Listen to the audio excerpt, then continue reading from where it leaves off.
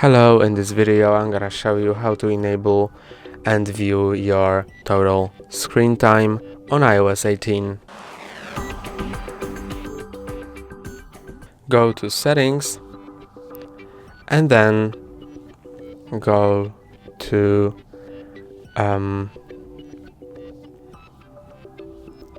screen time, and here you can view different data, for example app and website activity. First turn it on if it hasn't been turned on, and now since it's turned on you can see your screen time. From now on it will start being measured. That's all for today. Don't forget to like and subscribe. See you next time.